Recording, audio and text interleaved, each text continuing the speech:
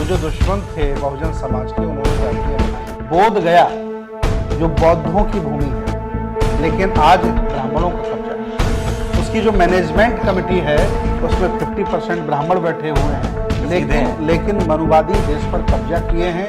वो बौद्ध धर्म को अलग धर्म का सम्मान भी नहीं दे रहे हैं। नमस्कार, मैं शंभू कुमार सिंह और आप देख रहे हैं नेशनल दस्तक। मेरे साथ भंते सुमित रत्न हैं।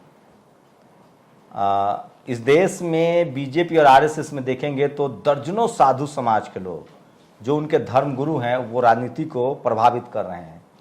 धर्म की राजनीति का काट क्या है? बाबा साहब ने 1956 में बौद्ध धर्म का जो शुरुआत की, जिसको खत्म कर दिया गया था। भारत में सनातन जो है धर्म वो बौद्धिज्म ही है, बुद्ध की धरती है।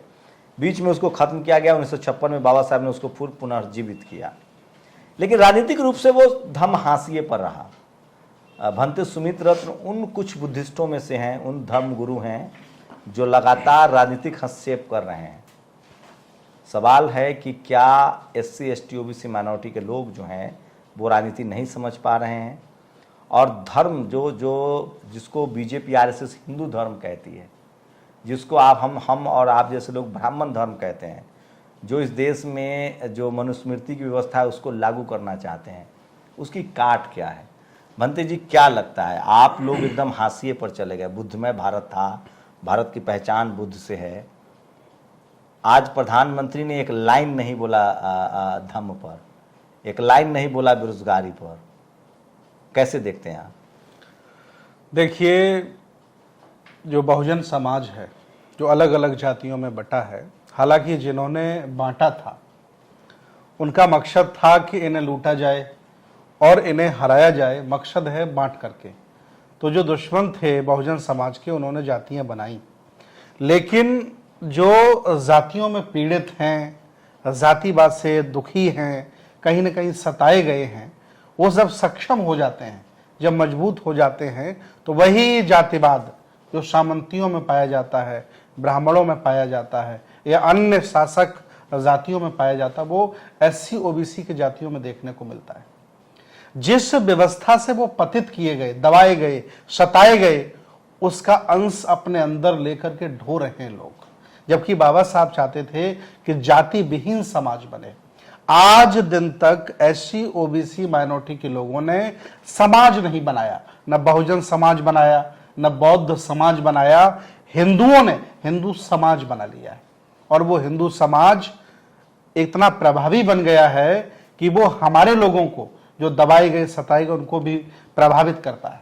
लेकिन उससे फायदा तो नहीं है ना। आप तो बरगला हिंदू समाज बनने से क्या OBC का 27% रिजर्वेशन लागू हो जाएगा? क्या उनको नौकरियां मिल जाएंगी? क्या शेड्यूल कास्ट जो हिंदू था इंद्र, उसकी हत्या कर दी गई राजस्थान में?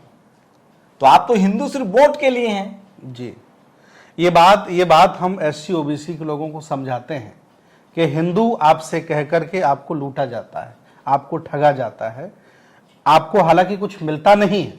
अगर आप हिंदू भी हैं तो चौथे पायदान पर हैं या 5वें पायदान पर हैं, या आप शूद्र कहलाते हैं या आप अछूत कहलाते हैं। लेकिन ये SC OBC के लोग उसी अछूतपन में, उसी शूद्रपन में रहने को तैयार हैं। ये मैं देख पा रहा हूं। अगर इनके मन में स्वाभिमान जागा होता, जैसे महापुरुषों ने कहा है कि इतिहास इनका इन्हें बता दो, इनका गौरव इन्हें बता दो, तो इनमें आग लग जाती है, व्यक्ति जाग जाता है। लेकिन इतनी सारी किताबें ज्योतिबा फुले ने लिखी, इतनी सारी किताबें बाबा साहब ने लिखी, इतने बौद्ध भिक्षु, 1 लाख संगठन इनको जगा रहे हैं, ये जग नहीं पा रहे हैं। इसका कारण मैं आपको बताना चाह रहा हूं, सेफ जोन। ये बहुजन समाज आज भी अपने आप को असुरक्षित महसूस नहीं करता है। क्या इनको नहीं पता कि सम्राट अशोक, चंद्रगुप्त मौर्य, ये सब इनके बिंबिसार हो, चंद्रगुप्त मौर्य हो, सम्राट अशोक हो, घनानंद हो, ये सब इनके पूर्वज हैं, और पूरी दुनिया में बुद्ध का धर्म का प्रभाव है। पूरा चीन, जापान, कोरिया, पूरा साउथ ईस्ट एशिया बुद्धमय है। तो ये कहाँ आप लोग बात करते हैं लोगों से, तो क्या ये टैग लगा दिया गया है जानबूझकर कि बुद्धिस्ट वही है जो शेड्यूल कास्ट है? नहीं, ऐसा है। पहले जो बौद्ध धर्म का काम लोग करते थे, उन्होंने कभी भी शेड्यूल कास्ट की अन्य महापुरुषों की चर्चा नहीं की, OBC के अन्य महापुरुषों की चर्चा नहीं की। लेकिन अब हम जैसे लोग बहुत हैं जो खुलेआम पंपलेट पोस्टर पर सम्राट कनिष्क को छापते हैं, सम्राट हर्षवर्धन को छापते हैं, महापद्मनंद को छापते हैं, गाडगे बाबा को छापते हैं, अन्य महापुरुषों को छापते हैं, जिससे उन लोगों को लगता है कि मेरे जाति वर्ग में भी महापुरुष पैदा हुए हैं, उनके अंदर परिवर्तन हो रहा है। लेकिन इतना परिवर्तन नहीं हो पा रहा है कि जो अपने आप को हिंदू कहने से या होने से वंचित रख सकें। तो क्या जैसे सोनेलाल पटेल बुद्धिस्ट बने, जी, जगदेव बाबू बुद्धिस्ट बने, पेरियार ललई सिंह यादव बुद्धिस्ट बने, तो ये तो और सम्राट अशोक खुद कृषक थे, क्षत्रिय थे, बुद्ध खुद राजा के फैमिली से थे। तो क्या बुद्ध को क्यों नहीं पहचान पा रहे लोग? कमी का हमें लगता है कि लोग कह रहे हैं कि जो भंते लोग हैं वो खा के सो जाते हैं बौद्ध मठों में। देखिए, बात आपकी सही है कि जिससे हमारी लड़ाई है उनके पास स्टैंड गन है और हमारे पास चाकू भी नहीं है। उनके पास साधन संसाधन हैं, उन्हें उनके बाबाओं को कोई लज्जित नहीं करता, अपमानित नहीं करता, चाहे जैसे वो हों, हिंदू राष्ट्र की परिकल्पना के करके चल रहे हों, उनका सपोर्ट किया जाता है। हमारे यहाँ ऐसा नहीं है। हर तीसरा आदमी आलोचक मिलेगा। जैसे आपने कहा कि बौद्ध भिक्षु लोग सोते रहते हैं, मैं आपको बताऊं कि जितने जागरूक बौद्ध भिक्षु हैं, पढ़े लिखे बौद्ध भिक्षु हैं, जितने उनके पास साधन संसाधन है, वो लगे हैं, काम कर रहे हैं। लेकिन आप तुलना उनसे करेंगे, उनके पास 2 लाख बाबा है, उनके पास बड़े बड़े वाहन हैं, गाड़ी घोड़े हैं, लोग उनको दान देते हैं। यहाँ ऐसा नहीं है। ये नया नया है। भगवान बुद्ध रूपी वृक्ष सूख गया था प्रायः। पंडित केदारनाथ पांडे राहुल सांस्कृत्यायन बने, जगदीश काश्यप, आनंद कौशल्यायन, इन लोगों ने हरा भरा किया। बाद में बाबा साहब ने 1956 में इस वृक्ष को और हरा भरा कर दिया है। हम जरूर ये कह रहे हैं कि मेरे लोगों की ये कमियां हैं, लेकिन हम आशावादी हैं, हम निराशावादी नहीं हैं। हम मेहनत करेंगे और इन सोए हुए लोगों को, डरे हुए लोगों को, जो आज भी अपने आप को सुरक्षित महसूस कर रहे हैं, एक दिन जगा देंगे। और जिस दिन ये जग गए, उस दिन ये सातिर लोग, ये जालिम लोग जो संविधान खत्म करना चाहते हैं, भारत को लूटना चाहते हैं, भारत को लूट खाने की भूमि बना रखी है, ये स्वयं इस देश से किनारा कर जाएंगे। अब तो प्रधानमंत्री सोचिए 4 धाम की यात्रा कर चुके हैं, सारनाथ, लुम्बिनी, दुनिया के दूसरे देशों में जाते हैं तो कहते हैं बुद्ध की धरती से आए। तो यहाँ किस बात का संकोच है? भारत की पहचान ही बुद्ध से है पूरी दुनिया में, सम्राट अशोक से है, चंद्रगुप्त मौर्य से है जी। और हमारा तीर्थस्थल है सारनाथ, लुम्बिनी, जो जहां दीक्षा मिला गया, बोध गया जी, तथागत बुद्ध को, और जहां परिनिर्वाण हुआ उनका कुशीनगर। तो पूरी दुनिया के लोग वहां आते हैं, जापान, चीन जैसे देश के लोग वहां आते हैं। पूरे मतलब दर्जनों देश में बुद्धिज्म है। भारत में मैं क्या मानूं, कहां कमी रह जा रही है? क्या प्रचार प्रसार की कमी है, टीवी अखबार की कमी है, या हमारे लोग बोल नहीं पा रहे अपने धर्म के लिए? आप जो कह रहे हैं 100% सही है। सारी पार्टियों के नेता बौद्ध विहारों में भी जाते हैं, बौद्ध तीर्थों की यात्रा भी करते हैं। लेकिन मैं आपके दर्शकों को बताऊं आदरणीय शंभू कुमार जी, बोध गया जो बौद्धों की भूमि है, लेकिन आज ब्राह्मणों का कब्जा है। उसकी जो मैनेजमेंट कमेटी है उसमें 50% ब्राह्मण बैठे हुए हैं, 50% बौद्ध लोग हैं, और ऐसे बौद्धों को मैनेजमेंट कमेटी में रखा है जो ब्राह्मणों के प्रभाव में, उनके दबाव में रहते हैं। वहां नीतीश कुमार ने तो काफी काम किया है बुद्धा सर्किट को लेकर। आप देखिए राजगीर, गया, बोध गया, पटना में जितने अभी उधर जो स्कूल कॉलेज बनवा रहे हैं वो सब में बुद्धा आर्किटेक्चर है। पटना में उन्होंने अशोका कन्वेंशन सेंटर, मायावती जी ने इतने मुख्यमंत्री के तौर पे अगर कल्चरल की बात करें, बाकी ओबीसी नेताओं में, शेड्यूल कास्ट नेताओं में कहां कमी रह जा रही है? नीतीश कुमार जी ने बहुत काम किया है। राजगिरी में बहुत अच्छी बुद्ध की प्रतिमा लगाई। हालांकि वो सेकुलर सोच के व्यक्ति हैं, हमारी भी मुलाकात हुई है। लेकिन मैं आपके माध्यम से अपील करना चाहता हूं, अभी वो मुख्यमंत्री हैं, वो बोध गया मैनेजमेंट कमेटी से ब्राह्मणों को निकाल दें। अब वो ब्राह्मणों के दबाव में भी नहीं है, किसी बामन के दबाव में भी नहीं है। मनुवाद उन्होंने त्याग दिया, वो महागठबंधन में आ गए हैं। तो मेरी विनती है उनसे कि बोध गया मैनेजमेंट कमेटी से ब्राह्मणों को निकालें। जब सारी मस्जिदें मुसलमानों के पास हैं, हिंदुओं के मंदिर हिंदुओं के पास हैं, तो मेरा बुद्ध विहार ब्राह्मणों के पास क्यों है? मैं पूछना चाहता हूं। मायावती जी के काम को कैसे देखते हैं, खासकर जो बुद्धिज्म को लेकर उन्होंने काम किया?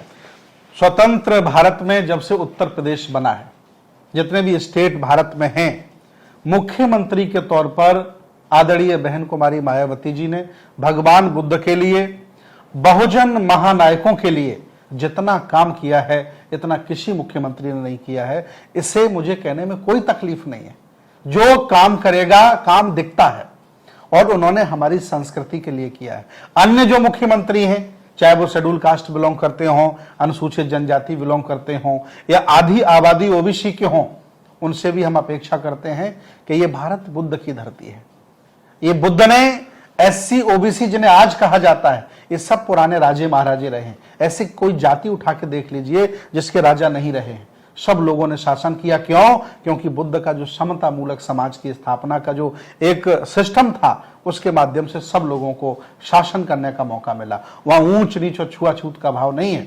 इसलिए मैं अन्य मुख्यमंत्रियों से अपेक्षा करता हूं कि वो भी इस धरती को बौद्धमय बनाए, और पूरी दुनिया में अगर भारत का मान सम्मान है तो बुद्ध की वजह से है, और कोई देवी देवता कहीं टिकता नहीं है। पूरी दुनिया में, एशिया में कहीं भी चले जाइए। इसलिए मैं अपेक्षा करता हूं, उनके काम की सराहना तो करता हूं। कहा लाइट ऑफ एशिया कहा जाता है बुद्ध को। राजेंद्र प्रसाद सिंह लिखते हैं कि सिकंदर पूरी दुनिया नहीं जीत पाया, जी, बुद्ध ने अपने विचारों से पूरी दुनिया जीत लिया। जी बिल्कुल। वो कहते हैं कि अगर बुद्ध राजपद अपनाते तो खाली लुम्बिनी जानता, उन्होंने धम्म पद अपनाया तो पूरी दुनिया जानता है। रिसर्च हो रहे हमारे देश में। आपको नहीं लगता है कि जो हमारे जो धम्म गुरु हैं जी, वो इसके प्रचार प्रसार नहीं करें? संसाधन एक समस्या है, और टीवी अखबार भी एक समस्या है। और क्या आप लोग को सामाजिक राजनीतिक सहयोग नहीं मिल पा रहा है? देखिए आदरणीय शंभू कुमार जी, बहुत अच्छी बात आपने कही। जो तथागत भगवान बुद्ध का धर्म है भारत में, ये पहले से बहुत तेज गति में बढ़ रहा है, बहुत तेज गति में बढ़ रहा है। इसमें कहने में कोई संकोच नहीं है। और मैं आपको बता दूं आज आपके चैनल के माध्यम से कि आधी आबादी वैचारिक बौद्ध है भारत में, संस्कारों से बौद्ध है, बाय बर्थ बौद्धिस्ट है, बाई बर्थ बौद्ध है, लेकिन ईमानदार हैं। ईसाइयत, इस्लाम और हिंदू तीन ही अलग धर्म है भारत में। बाकी सिखिज्म, जैनिज्म और बुद्धिज्म हिंदू धर्म के हिस्सा हैं, ऐसा इन्होंने लिख के रखा हुआ है। हम बौद्ध मिलकर के अलग बौद्धों का कानून मांग रहे हैं, अलग पर्सनल लॉ मांग रहे हैं, मैरिज एक्ट मांग रहे हैं, हमें नहीं दिया जा रहा है। हाई कोर्टों में हमारे केस पड़े हुए हैं, लेकिन ये जाहिल लोग नहीं दे रहे हैं। इनको डर लग रहा है कि जो आज वंचित लोग हैं, जिन्हें ये अपमानित करते हैं, कभी छोटे बच्चे को मारकर, कभी गाली देकर, कभी और सारे अपमान करके ये जो करते हैं, इन्हें मालूम है कि जिस दिन अलग धर्म का बुद्धिज्म को यहां सम्मान मिल जाता है, आधी आबादी लगभग एससी ओबीसी के सारे लोग। अच्छा बनते जी, एक बात बताइए, मैं सनातन में हूं, मान लीजिए मैं ब्राह्मण धर्म मानता हूं, तो मैं पुजारी नहीं बन सकता। क्या बुद्धिज्म में है कि कोई भी जाति समुदाय का आदमी धर्म गुरु बन सकता है? जी, भगवान बुद्ध के धर्म में कोई जाति नहीं है। और जो बौद्ध बनकर इस आंदोलन को जानकर, महापुरुषों की संस्कृति को जान करके अपने साथ जाति लगा के बैठा है, वो बाबा साहब और बुद्ध के विचारों का हत्यारा है। चंदा की बात करें तो क्या, जैसे बुद्ध विहार है, जैसे मंदिर है, वहां दान पेटी है, मैंडेटरी है चंदा देना जी, लाइनें लगती हैं। बुद्ध विहारों में क्या स्थिति है? क्या वहां स्वेच्छापूर्वक दान देना है आपको? देखिए, जो उपासक हैं, जो परंपरागत हैं, वैचारिक हैं, वो और जो सरकारी सेवा में हैं, या किसान हैं, या राजनीति में है, अन्य प्रोफेशन में हैं, जो लोग बुद्ध को समझ गए हैं, जिन्होंने पे बैक टू सोसाइटी को समझ लिया है, वो अलग अलग तरीके से दान देते हैं। जैसे पुस्तकालय के हेतु दान दे देते हैं, बुद्ध विहार बनाने के लिए दान दे देते हैं, स्कूल्स कोई बनाइए तो उसे दान देते हैं। ऐसा है लोग। अच्छा, क्या लगता है आप लोग को? जैसे मैं एक देखा, बड़ा मार्केटिंग है ब्राह्मण धर्म में जी, वहां सिर्फ ब्राह्मण ही पुजारी बन सकता है। बुद्धिज्म में बुद्ध ने खुद कहा कि कोई भगवान नहीं। तो क्या ये एक धारणा है कि कर्मकांड से नहीं, बुद्धिज्म में जाएंगे तो कर्मकांड से अलग हो जाएंगे, कोई भगवान है ही नहीं? तो क्या पढ़ाई लिखाई, स्वास्थ्य, चिकित्सा पर जोर दिया गया है, वे ऑफ लाइफ है ये? अब बुद्धिज्म में आने से फायदा क्या होगा? देखिए, बुद्ध का धर्म विज्ञान है, बुद्ध का धर्म दर्शन है, मिडवे है, एक विचारधारा है। यहां पूजा का कोई स्थान नहीं है। हालांकि बुद्ध के बाद पथभ्रष्ट बौद्धों ने बुद्ध की मूर्ति को अगरबत्ती दिखाना, मोमबत्ती दिखाना और 8-8 घंटे सूत्र रटने की जो परंपरा डाली है। मैं 6 साल पहले श्रीलंका गया था, और जब श्रीलंका के बौद्ध भिक्षुओं को मैंने 8 घंटे पाली भाषा के सूत्र रटते हुए देखा था। मैंने उसी समय कह दिया था कि एक दिन ये लोग खाने के लिए तरस जाएंगे। ये समय को वैल्यू नहीं दे रहे हैं। 1 घंटे में व्यक्ति बहुत काम कर सकता है, लेकिन वो पूजा कर रहे हैं, जबकि पूजा करने से न परलोक में कुछ मिलता है, न लोक में कुछ मिलता है, और न ही कुछ मिलता है। ये आत्मसंतुष्टि का विषय है। इसलिए भगवान बुद्ध ने खुद कहा कि दुनिया में 2 ही तरह के लोग हैं, एक वो जो ये मानते हैं कि दुनिया किसी ने बनाई है, और दूसरे वो जो ये मानते हैं कि दुनिया किसी ने बनाई नहीं है, बल्कि इसका धीरे धीरे विकास हुआ है। बुद्ध विज्ञान है, बुद्ध पूजा पाठ की वस्तु नहीं है। उनको समझिए, आचरण करिए, तभी सोतपन्ना, स्रगदागामी, अनागामी, अरहत आप हो सकते हैं, और आप अच्छे इंसान बन सकते हैं। ये कहीं इसकी वजह बुद्धिज्म पीछे रह जाने की वजह ये तो नहीं है कि जैसे ब्राह्मण धर्म में है कि सारा कुछ कीजिए और एक बार डुबकी लगा लीजिए, आप पाप से तर गए? ऐसा बिल्कुल नहीं, ऐसा बिल्कुल नहीं है। ये व्यवस्था हिंदू धर्म में भी नहीं है, ये ब्राह्मण धर्म में है। हिंदू धर्म तो वैसे ही ये लोग कह करके लोगों को मूर्ख बना रहे हैं। सही मायने में ये एक राजनीति है ब्राह्मणों की, जिसके माध्यम से वो बिना मेहनत के धन जुटाते हैं और अपने बच्चों को देश विदेश में पढ़ा करके पूरी दुनिया पर कब्जा करते चले जा रहे हैं। ये लोग नादान हैं। SC OBC वाले नहीं समझ पा रहे हैं कि आने वाली पीढ़ी हमारी गुलामी की तरफ जा रही है। अच्छा ये बताइए, आज 50 साल हो गए बाबा साहब को धम्म अपनाए, और आज दिन तक ये SC OBC के लोग निर्णय नहीं कर पाए कि हमें बौद्ध हो जाना चाहिए, जबकि बाबा साहब ने 20 वर्ष धर्मों का अध्ययन किया, इसके बाद तय किया। बौद्ध होना कठिन है ना, उसमें इतना आप लोगों ने कड़ा नियम रखा है। चोरी नहीं कर सकते, झूठ नहीं बोल सकते, पाप नहीं कर सकते, आप धोखा नहीं दे सकते जी। तो ये जो बाय बर्थ बुद्धिस्ट है, ये तो फिर जो खासकर जो ये ऐसे तो इतना ज्यादा नियम कानून है, कैसे आएंगे लोग? देखिए, जो संविधान में नियम है वो बुद्धिज्म का नियम है। अगर आप किसी को गलत दृष्टि से देखते हैं तो आप पर केस लगेगा। आप चोरी करेंगे तो आप 420 कहलाएंगे, धोखा देंगे तो उसका भी केस है। तो जो प्रकृति को मंजूर नहीं वो बुद्ध को मंजूर नहीं। लेकिन ब्राह्मण धर्म हर वो कार्य करता है जो प्रकृति के विपरीत होता है, चाहे वो जन्म लेने की जगह हो, जैसे मुंह से जन्म ले लेना। अब एक सक्षम, ज्ञानवान, पढ़ा लिखा, वैज्ञानिक सोच वाला व्यक्ति, उसे मार दो, लेकिन ये स्वीकार नहीं करेगा कि जन्म व्यक्ति मुंह से ले सकता है। लेकिन एक ब्राह्मण धर्म में एक डर है जी, और वो कहते हैं कि हमारा पूजा करो तुम करोड़पति हो जाओगे। क्या ये पॉसिबल है? कभी नहीं, कभी नहीं, ऐसा कुछ नहीं है। हालांकि इस चीज को फैलाने के लिए उनके बड़े बड़े पैसे वाले लोग ये ढोंग करते हैं, ताकि गरीब आदमी ये महसूस करे कि आज गुप्ता जी ने बहुत बढ़िया हवन कराया है या जागरण कराया, इसलिए वो पैसे वाले हो गए। तो बेचारा छोटा वाला भी लालच में अंधविश्वास, पाखंड ढोए जा रहा है, और जब उसकी जिंदगी गुजर जाती है, बूढ़ा हो जाता है, तब भी उसको समझ में नहीं आता है। तब वो कह देता है कि ईश्वर को यही मंजूर है, मेरे भाग्य में यही लिखा है, क्योंकि ब्राह्मण यही समझाता है। लेकिन धम्म में आने पर आप अमीर हो सकते हैं, क्योंकि आपको धम्म, पढ़ाई लिखाई है जी, ये सब। भगवान बुद्ध के धर्म में आने के बाद कोई रुकावट नहीं है आपको। आप प्रकृति के अनुसार कुछ गलत मत करिए, आप बौद्ध हैं। कोई सर्टिफिकेट की आपको जरूरत नहीं है, आप अच्छे इंसान बन जाइए, किसी का बुरा मत चाहिए, जो प्रकृति के अनुसार गलत है उसे मत करिए, आप बौद्ध हैं। लेकिन हिंदू धर्म ठीक उल्टा है इसका। इसलिए मैं चाहता हूं कि उस जंजाल से निकल के आइए। देखिए, हिंदू धर्म का मंदिर एक ATM है। वो ऐसा ATM है कि जिसका पिन उसका पुजारी ब्राह्मण ही जानता है, और उस ATM में पैसा सब डालते हैं।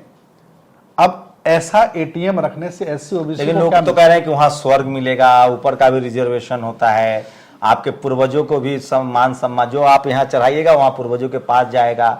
1-2 साधु तो ऐसे हैं, वो कहते हैं मैं रावण से बात करता हूँ। एक साधु अभी युवा है, वो कह रहे थे कि सारा पत्नी छोड़ के सारा माल हमको दान कर दो। देखिए, ये संभव हो सकता है जाहिलों के बीच में। एक बड़ी प्रचलित कहानी है कि बजरंगबली, कहानी है, काल्पनिक है, टहल रहे थे पृथ्वी पर, देखा कि लाल लाल सूरज कैसे निकल आया, और हाथ बढ़ा के उसे उठाया और मुंह में डाल लिया। लोग परेशान हो गए कि अंधेरा कैसे छा गया, तो हनुमान जी के हाथ जोड़े गए। तब बड़ी मुश्किल से हनुमान जी ने मुंह से उस सूरज को निकाला। बाद में लोगों को पता चला, ये बिना पढ़े लिखे लोग थे, मान लिए। जब उन्होंने भूगोल पढ़ा तब पता चला कि सूरज पृथ्वी से कई लाख गुना बड़ा है। ये कहानी झूठी है। धीरे धीरे समाज जागरूक हो रहा है, पढ़ रहा है, समझ रहा है। लेकिन कि कर्मकांड तो तभी तक चलेगा जब तक लोग पढ़ेंगे नहीं, और जब बहुजन पढ़ेगा नहीं तब तक कर्मकांड में फंसा रहेगा। देखिए, एक दुखद घटना और है कि व्यक्ति न जाने कुछ करता रहे तो चलता है, लेकिन SC OBC वाले ऐसे तमाम लोग हैं जो आंखें बंद करके सोने का ढोंग कर रहे हैं। वो सब जानते हैं, लेकिन फिर भी दिखावा के लिए सोसाइटी का झांसा हमें देते हैं कि बनते जी इस मोहल्ले में मैं रहता हूं तो मुझे करना पड़ता है, पड़ोसी क्या कहेगा। ऐसी स्थिति में वो अवसाद में घिरा हुआ है, जानबूझ करके सोया हुआ। लेकिन मैंने पढ़ा था कि धर्म का धंधा जो है वो डर से चलता है। क्या बुद्धिज्म में भी ये लागू होता है? कोई डर नहीं है बुद्धिज्म में, कोई डर नहीं है बुद्धिज्म में। अगर डर है तो प्रकृति के खिलाफ जाकर किसी का नुकसान करना और अपना नुकसान करना है, किसी तरह का भय नहीं। बुद्धिज्म ईश्वरवादी नहीं है। मैं बुद्ध की 3 लाइनें अपने जीवन में उतारना चाहता हूं। First priority is health, second priority is relationship and third priority is wealth. सोचिए, बुद्ध कहते हैं कि पहली प्राथमिकता आपका स्वास्थ्य है, दूसरी प्राथमिकता आपके जीवन के रिश्ते हैं, और तीसरी प्राथमिकता धन है। सोचिए किस तरह से आपको कर्मकांड ने गरीब, लाचार और बेबस रख दिया है। आपको स्कूल की तरफ जाना होगा। बुद्धिज्म तब समझ में आएगा जब आप स्कूल कॉलेज जाएंगे, पढ़ाई लिखाई करेंगे। बुद्ध मतलब है, बुद्धिज्म मतलब है शानदार जिंदगी, बेहतर जिंदगी, सम्मान पूर्वक जिंदगी जिसमें दया हो, करुणा हो। कुछ लोग कहते हैं कि बुद्ध को मानने वाले लोग बहुत डरपोक हो जाते हैं। नहीं, वो गलत कहते हैं, वो लोग अपमानित करते हैं। मैं बौद्ध भिक्षु हूं और बुद्ध मेरे शास्ता हैं, मैं उनके सिद्धांतों को मानता हूं। आप हमसे उठा के देख लीजिए कि मैं किस बड़े आदमी से डरता हूं। सरकार के खिलाफ जैसा राजा बुद्धिज्म के दौर में हुआ। सम्राट अशोक की जो कहानी है वो लोग सही बताते ही नहीं है। उनके खिलाफ ये मिथ्या अवधारणा फैलाई जाती है कि उन्होंने तलवार फेंक दी। ऐसा नहीं है, तलवार उन्होंने हमेशा थाम के रखी, और उनके बाद कितने उनके परिवार के लोग राजा रहे। ये पागलपन है। ये श्रमण परंपरा के सम्राटों को, बहुजन आंदोलन के महापुरुषों को अपमानित, उनका चरित्र लांछन करने का जो षड्यंत्र है RSS का, ब्राह्मणों का, ब्राह्मणवादी लोगों का, ये उजागर होता है। सोचिए शब्दों का कितना बड़ा महत्व होता है। बुद्ध दुनिया 2500 साल पहले भारत दुनिया पर आया, सबसे बड़ा वैज्ञानिक, सोशल साइंटिस्ट, विज्ञानवादी। उसको किन लोगों ने बुद्ध से बुद्धू बना दिया? जो सबसे बड़े ज्ञानी हुए हैं आज तक, जिनको बुद्ध कहा गया, उसी के उल्टा लोगों ने बुद्धू बना दिया, मतलब सबसे बेवकूफ। बड़ी साजिश हुई है इस देश की सनातन व्यवस्था से। तक्षशिला, नालंदा, विक्रमशिला जैसी यूनिवर्सिटियां थी जब बुद्धमय भारत था। सम्राट अशोक जैसे न्यायप्रिय राजा थे जब बुद्धमय भारत था। अखंड भारत था जब बुद्धमय भारत था। आप एक बार बुद्धिज्म को पढ़िए, बाबा साहब ने बुद्धा एंड धम्मा भी लिखा है, तब आपको पता चलेगा कि आप एक बेहतर इंसान तभी बन पाएंगे जब आप बुद्ध के विचारों पर चलेंगे, जिसमें आपकी अपनी भी भलाई है, आपका अपना हेल्थ, आपका पैसा, आपकी संपत्ति, आपका रिश्ता, आपका देश, सब कुछ बुद्धिज्म में। बस शर्त इतनी है कि आप अपने लिए जैसा करना चाहते हैं, दूसरे के लिए वैसा ही व्यवहार करें। आपको पूरी बातचीत कैसी लगी? अपनी प्रतिक्रिया जरूर दीजिए। शुक्रिया।